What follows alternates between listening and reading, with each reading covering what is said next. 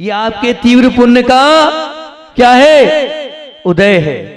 अरे उसका आसाता का और मेरा जी हाँ, आपको सेवा करने का मौका मिल रहा है, आपको अपने संबंधों को और अच्छा बनाने का मौका मिल रहा है।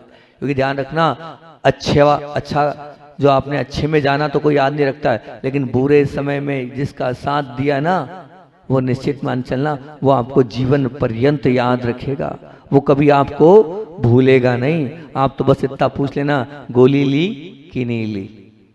आप इतना पूछ लोगे कि भैया आपने औषधि ली कि नहीं ली, आपने व्यवस्थित रूप से भोजन किया कि नहीं किया, इतना ही तो ध्यान रखना है। डॉक्टर के पास ले ही तो जाना है? इतनी व्यवस्था, इतना सब पूछ लिया तो आप सामने वाले को खरीद लोगे। उस मुसीबत में आप सामने वाले के साथ हो जाओगे तो निश्चित वो आपके साथ रहेगा। आप खुद विचार करो, क्योंकि मैं मानता हूं जिन लोगों के साथ आप अपना जीवन जी रहे हो, उन लोगों के साथ अगर आपने प्रेम और वात्सल्य के साथ पूछ लिया तो क्या होगा?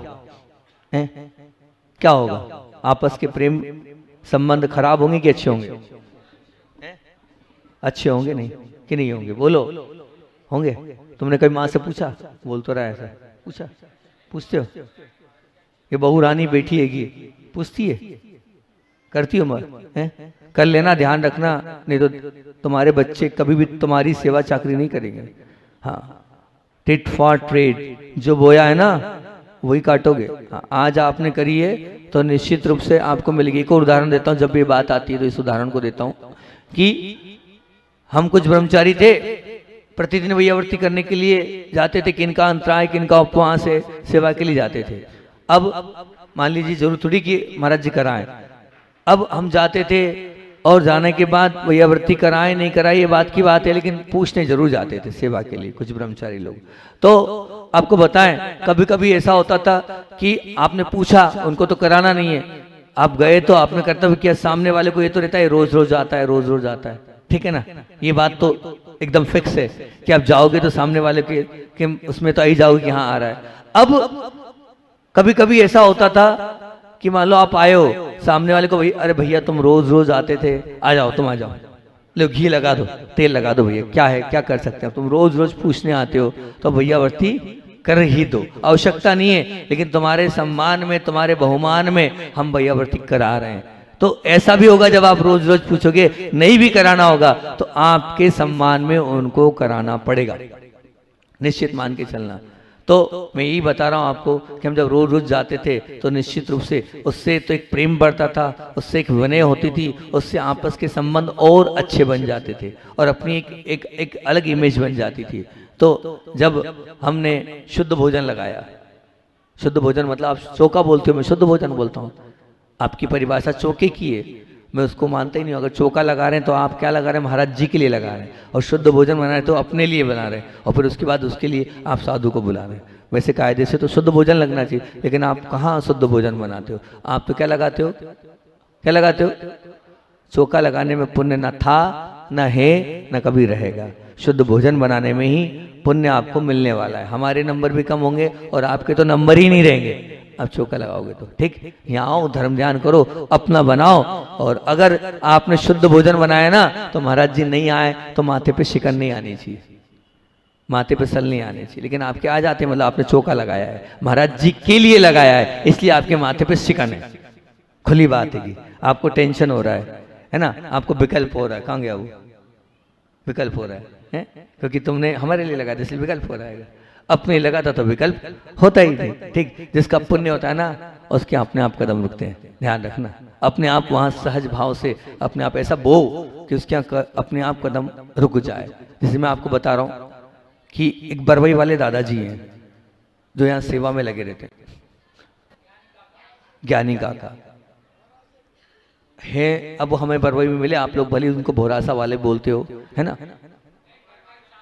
बरवई। अब मैं उनके लिए बता रहा हूँ, अब वो जीता जागता उदाहरण है, और मेरे ख्याल से वो उदाहरण इसलिए मैं दे रहा हूँ, तो मेरे पास बहुत सारे उदाहरण है। वो उदाहरण किस लिए आपके लिए दे रहा हूँ मैं, कि आप सब लोग जानते हैं कि कोई साधु आता है तो वो शायद मेरे ख्याल से तन से, मन से और धन से 24 घंटे लगे रहते हैं।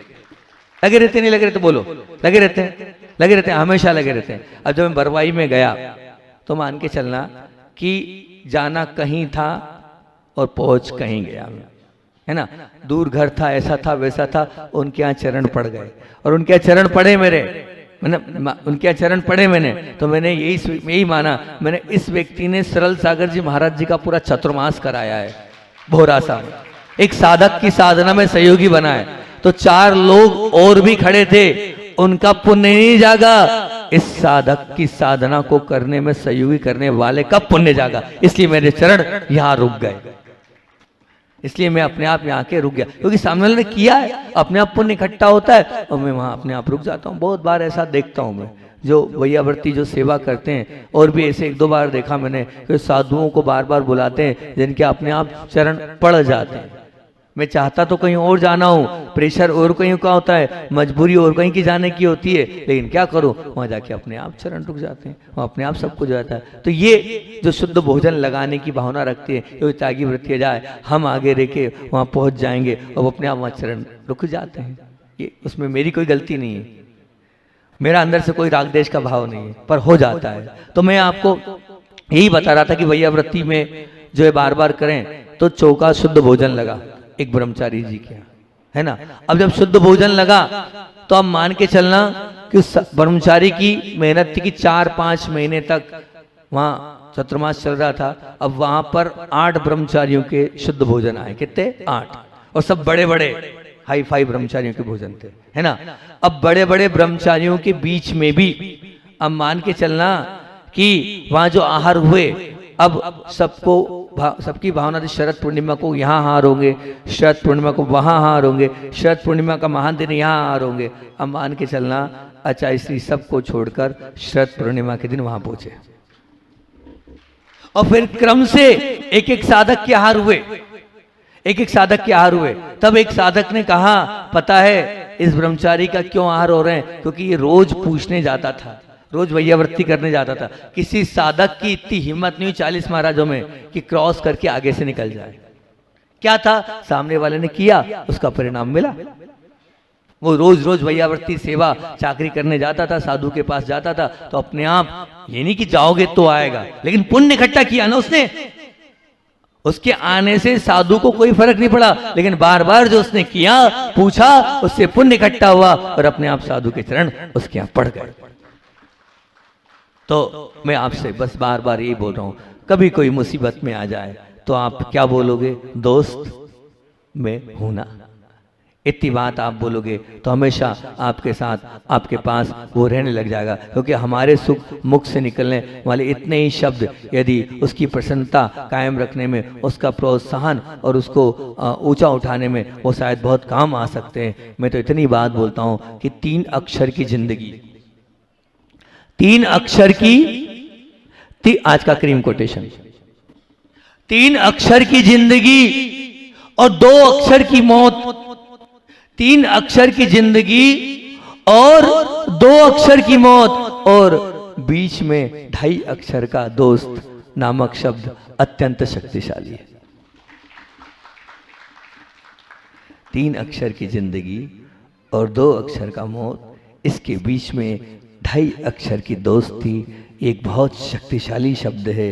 आप तो बस दुखों में दोस्त बनकर खड़े हो जाना, आप सुख में तो मित्र बन जाते हो, दोस्त बन जाते हो, लेकिन किसी की पीड़ा में, किसी की वेदना में, किसी कष्ट में आप अगर मुसीबत में खड़े हो जाएंगे तो निश्चित रूप से आपकी अपनी मुसीबत भी कम हो जाएगी और सामने वाले की मुसीबत तो यूं ही आपके जाने भर से चले जाएगी। इसलिए आज का जो मेरा बिंदु है इसको याद रखना। मैंने जो आज का बिंदु बोला, इनक्रीजिंग स्किल्स, अर्थात दूसरों को प्रोत्साहन दो और हमेशा खड़े होते चले जाओ, आपकी मुसीबत कम हो जाएगी। आप ध्यान रखना, जब जब भी दूसरों की मदद करने के लिए खड़े होंगे आपकी प्रसन्नता कई गुना बढ़ती चली जाएगी। आपको लगेगा मैंने बहुत कुछ कर लिया, आपको लगेगा कि सचमुच में मेरे जीवन का, मेरे धन का, मेरे तन का और ये मेरे मन का मैंने सदुपयोग किया है। अब बताओ, कभी वैयावृत्ति करते हो तो कैसा आनंद आता है? मुझे तो आता था भाई, जो मैं मुझे तो बड़ा किसी अंतराय वाले की वैयावृत्ति कर दूं, किसी अंतराय वाले के आहार अच्छे करा दूं, तो मुझे लगता था मुझे बहुत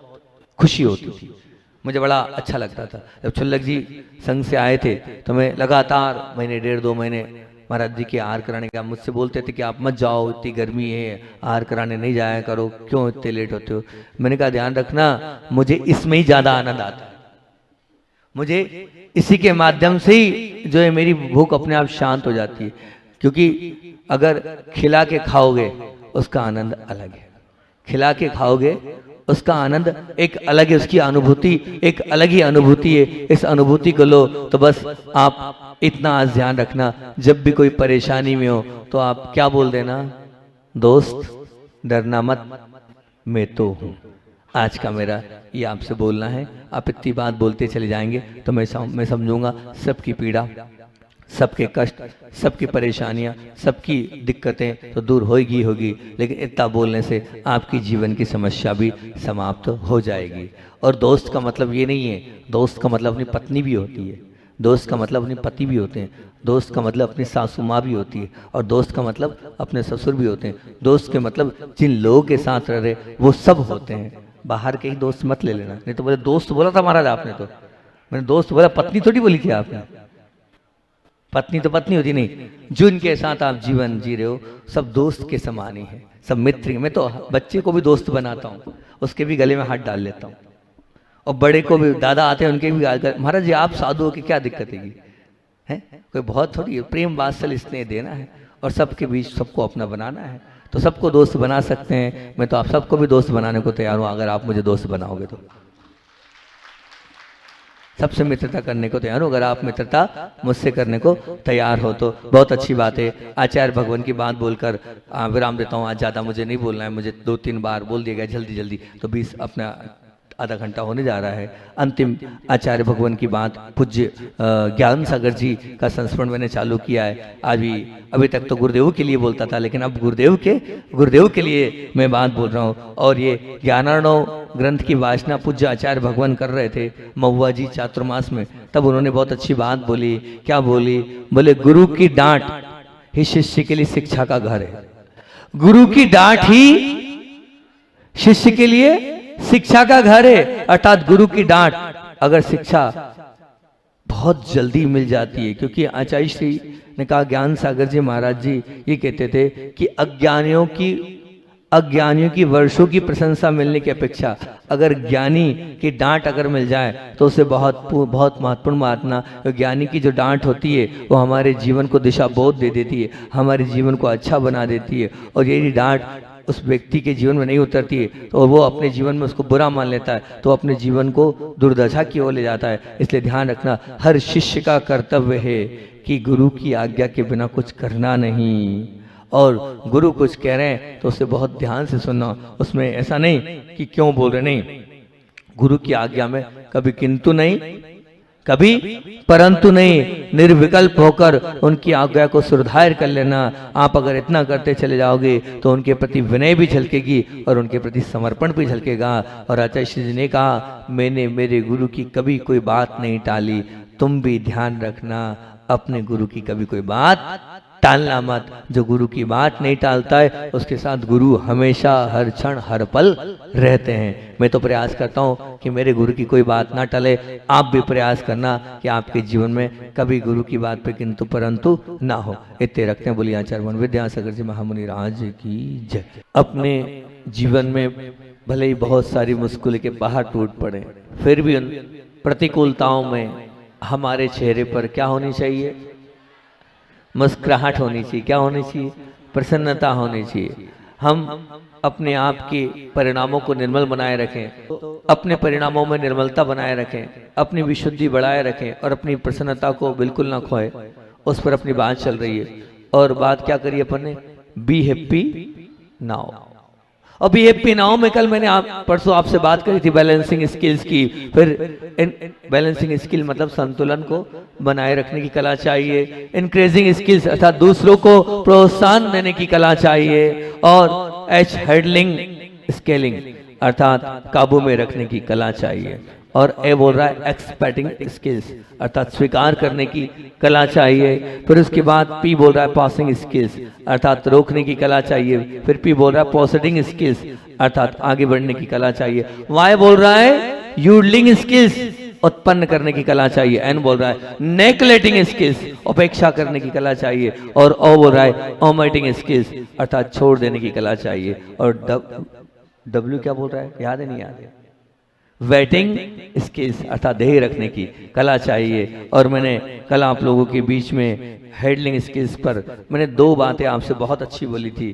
क्या बोली थी, क्या बोली थी, मुश्किलें तो आएंगी लेकिन आप क्या कर लेना, 2 सूत्र दिए थे मैंने मेरे जीवन के। कौन से दिए थे, इसमें भी बोलो ना कल्याण है, और दूसरा सूत्र क्या दिया था, मैं सहनशील आत्मा हूं। सच में ये महान बीजाक्षर, ये महान मंत्र आप करें तो बहुत अच्छी बात होगी।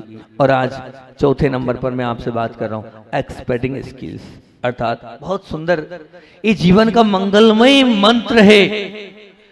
इसको जिसने जीवन में उतार लिया उसके जीवन में कभी परेशानी आएगी ही नहीं, और आएगी भी तो टिकेगी नहीं, और टिकेगी भी तो बहुत जल्दी चले जाएगी। ये निश्चित मान के चलना। जिसने एक्सेप्टिंग स्किल्स को समझ लिया बहुत अच्छी बात है, पर क्या करें हम उस अच्छी बात को भी समझ नहीं पाते हैं। क्या है इसका अर्थ, स्वीकार करने की कला चाहिए। एक्सेप्टिंग मतलब क्या होता है, स्वीकार करने की कला चाहिए। अगर हमारे अंदर स्वीकार करने की कला है तो निश्चित मान के चलना हम सब कुछ करने की ताकत, सब कुछ करने की क्षमता हमारे अंदर है, अगर हम स्वीकार कर लें तो। क्योंकि शेर की ताकत, लॉयन, लॉयन बोलते हैं आप उसको इंग्लिश में, कि शेर की ताकत उसके नाखून में होती है, बिच्छू की ताकत उसके डंक में होती है, गधे की ताकत उसकी लात में होती है, तो भैंस की ताकत उसके सींग में होती है। तो एक ऐसी स्त्री जिसका कोई चारित्र नहीं होता, उसकी ताकत उसके रूप में होती है। तो लोभी की ताकत उसके धन में होती है। परंतु ध्यान रखना, सुख की ताकत, बोल रहा हूं बहुत ध्यान से सुनना आज का क्रीम कोटेशन, कि सुख की ताकत उसके उपयोग में होती है, तो दुख की ताकत उसके अस्वीकार में होती है, और दुख की ताकत उसके अस्वीकार में। क्या बोलना चाहते हैं महाराज जी, दुख की ताकत मतलब और सुख की ताकत मतलब, आप सुख की ताकत उसके सदुपयोग करते चले जाओगे तो वो सुख क्या होगा, वो बढ़ता चला जाएगा। सदुपयोग करोगे तो, सुख का सदुपयोग करना पहले समझना होगा हम सुख का सदुपयोग क्या बोल रहे हैं, हाँ पहले समझ लेना। और दुख की ताकत उसके अस्वीकार भाव में बढ़ जाएगा, मतलब हमने दुख आया और उसको हमने अगर अस्वीकार कर दिया तो दुख बढ़ता चला जाएगा। दुख आया और हमने दुख को अस्वीकार कर लिया तो हमारा दुख बढ़ता चला जाएगा। क्या बात कर रहे हो महाराज, बिल्कुल मैं नहीं कह रहा हूं, आगम बोल रहा है, ये आगम की वाणी बोल रहा हूं मैं। हाँ, आगम में स्पष्ट आया है। क्या आया है, आगम को जब उठाकर देखोगे आप, आचार्यों की वाणी को जब आप पढ़ोगे तो आपकी आंखें खुल जाएगी। वहां लिखा है, क्या लिखा है, दुख प्राप्ति के उपाय में ये लिखा है कि हमारे दुख अगर हैं और हमने उस दुख को दुख मान लिया तो दुख बढ़ जाएगा। मैं हमेशा बोलता हूं ये वाली बात, मेरा फेवरेट सूत्र है ये, दुख के 6 उपाय। तो उसमें यही लिखा है कि दुख के 6 उपाय मतलब असाता वेदनी कर्म किससे बनता है, तो आप पढ़ोगे तो उसमें लिखा दुख शोक ताप आकंदन वद परिवेदन नान्य परवस्थान अन्य सद्विद्यस्य। मतलब क्या, ये असाता वेदनी के 6 कारण है। आप सब लोग सुख चाहते हो, लेकिन दुख के कौन से 6 कारण उसको समझो। उसमें दुख के 6 कारणों में सबसे पहला कारण ये है, दुख मतलब अपनी पीड़ा को बार बार बोलना, अपनी पीड़ा को बार बार कहना, अपनी व्याधि को बार बार सबके बीच में बताना। जितना बोलोगे उतनी पीड़ा बढ़ती चली जाएगी, जितना कहोगे उतने कष्ट और दुगने और चौगने रूप से आपके साथ आते चले जाएंगे। ये निश्चित मान के चलना। हाँ, तो अगर आप पीड़ा और आप दुख और आप कष्ट को सहन नहीं करोगे तो वो कम नहीं होने वाले, उल्टे बढ़ते चले जाएंगे।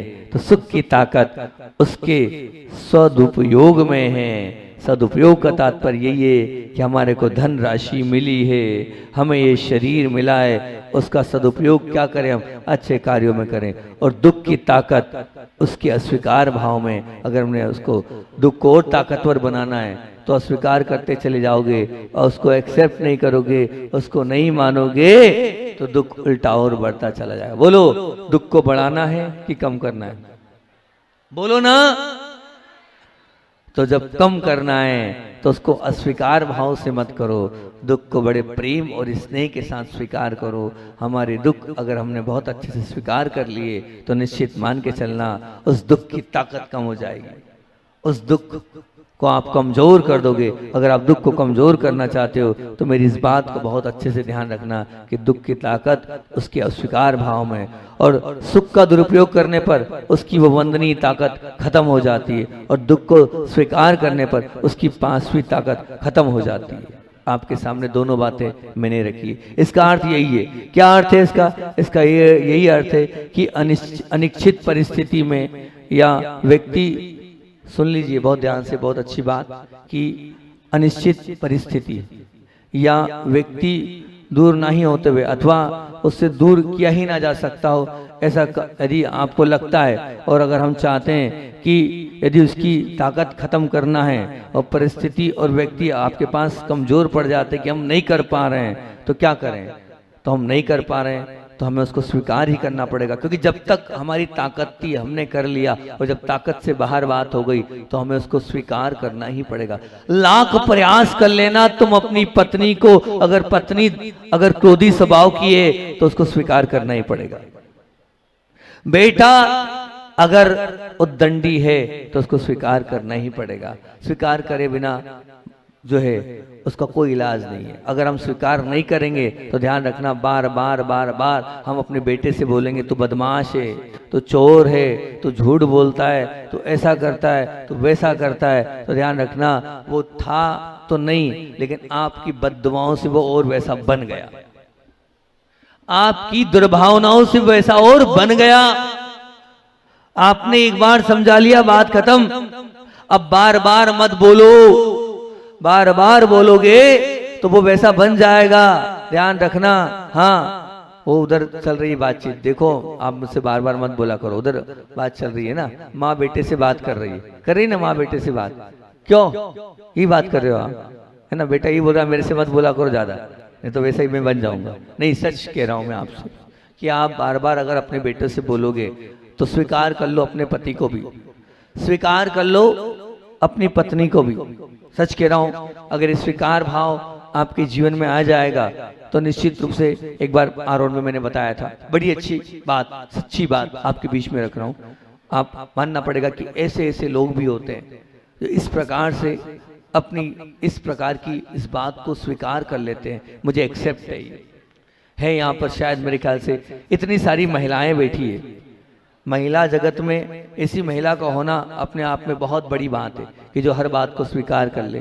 जैसे कुबेर महोदय ने कल मेरी बात स्वीकार कर ली, कुबेर महोदय ने कल मेरी बात स्वीकार कर ली, आज की बोली पूरी नगर लाके दे दी। ठीक, वैराग्य भवन के लिए धन की आवश्यकता थी, कोई बोली नहीं, उधार दे दिया, ले लो महाराज, आपको कितना चाहिए। और तय अस्वीकार नहीं, उन्होंने गुरु की बात को स्वीकार किया, माना है उन्होंने, और निश्चित रूप से वो बहुत अच्छे व्यक्तित्व हैं। और इनकी ये उदारता, इनके ये सहज सरल भाव उनको निश्चित रूप से भगवान के बाजू में बिठा देंगे। ऐसे ही लोग तो भगवान बनने की ताकत अपने पास रखते हैं जो गुरु की बात को नहीं टालते हैं, वही तो भगवान में, भगवान के बाजू में बैठने की हैसियत, क्योंकि सुख है उस सुख का सदुपयोग कर रहे हैं। क्या भरोसा वो पैसा कहाँ चला जाएगा, कोई भरोसा नहीं है, कब कब क्या हो जाए, लेकिन उन्होंने उसका पूरा पूरा सदुपयोग किया। और सच में ये सदुपयोग वो कर तो रहे, लेकिन आने वाले जन्मों में उसका कई गुना प्राप्त करेंगे, वो कई गुना। ध्यान रखना, व्यापार में लगाओगे तो शायद कुछ गुना मिलेगा, डबल मिलेगा, तोबल मिलेगा, चौबल मिल सकता है। ठीक, चक्रवर्ती महोदय कितना मिलेगा? व्यापार में लगाओगे तो 4 गुना कर सकते हो तो, लेकिन हमारे यहाँ दरबार में लगाओगे ना, अनंत गुना मिलेगा, अनंत गुना। हाँ, आपको लग रहा है मैं दे तो रहा हूं, कहां से आएगा, पता नहीं चलेगा किस ओर से आपके पास आ जाएगा, आप स्वयं समझ नहीं पाओगे। इसलिए स्वीकार भाव करो, अस्वीकार भाव नहीं। तो मैं उदाहरण दे रहा था एक पत्नी का, और उस पत्नी का उदाहरण दे रहा था। सुनना बहुत बड़ी बात, बहुत बड़ा हृदय चाहिए इसी बात को स्वीकार करने के लिए।